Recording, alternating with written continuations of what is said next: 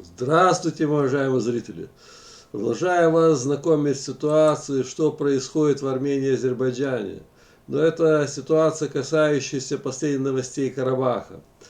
Арей Каратюнян принял решение ввести военное положение в Карабахе. В общем, вот, тут на территории, где Ханкинди, ну, по этой карте понятнее будет. В общем, вот на этой всей территории будет введено военное положение, которые сейчас находятся там российские миротворцы. Подробнее ознакомлю, что здесь пишут. Последние новости.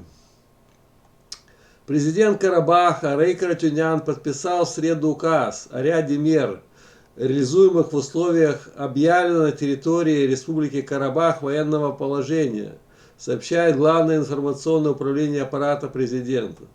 Согласно указу, в целях обеспечения нормальной жизнедеятельности населения Карабаха и предотвращения возможных угроз в связи с ситуацией, возникшей в результате блокировки Азербайджаном автомобильной трассы Ханкинди-Горест 12 декабря 2022 года и на основании закона о правовом режиме военного положения.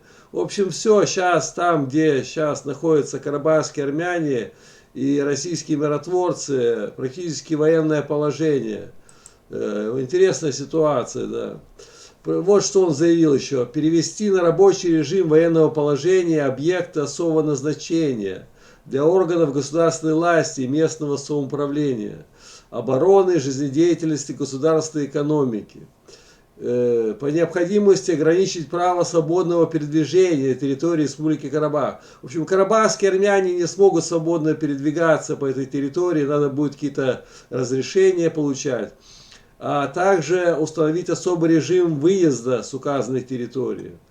Осуществлять охрану объектов, обеспечивая жизнедеятельность населения и деятельность особо охраняемых объектов, а также представляющих наиболее угрозу для жизни и здоровья населения окружающей среды, ограничить право на свободу собраний, запретить забастовки и другие мероприятия, приостанавливающие и прекращающие деятельность. В общем, как концлагерь будет, все, шаг лево, шаг право, расстрел. Никаких собраний, никаких забастовок. В общем, режим военного положения. Создать оперативный штаб в целях реализации мероприятий, предусмотренных настоящим указом. Начальником оперштаба назначить, конечно, себя. А кого еще Рубен Варданян может назначить начальником оперштаба? Вот он написал, Рубена Варданяна.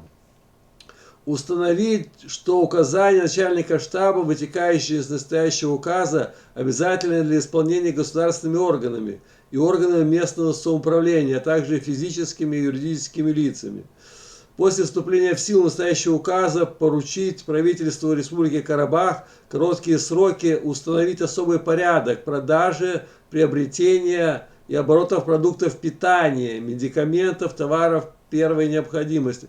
В общем, все, готовятся они к голоду, что у них кончится скоро продовольствие, медикаменты и товары первой необходимости. И ситуация, да, критическая, можно сказать. Ну и вот, да, здесь последняя информация, вот как раз Арей Каратюнян на фотографии. Карабах перешел в режим максимальной экономии ресурсов. Вот. Ситуация сейчас, да, у них трагическая, можно сказать. Варданян был проинформирован о текущей ситуации с обеспечением топливом в республике. Обсуждали шаги, которые необходимо предпринять в условиях дефицита газа, дизельного топлива и бензина. Была придана важность и максимально экономному использованию имеющихся ресурсов. Госминистр поручил в срочном порядке разработать и определить четкие механизмы, порядок обеспечения топливом служб первой важности, скорой помощи, общественного транспорта, спецслужб.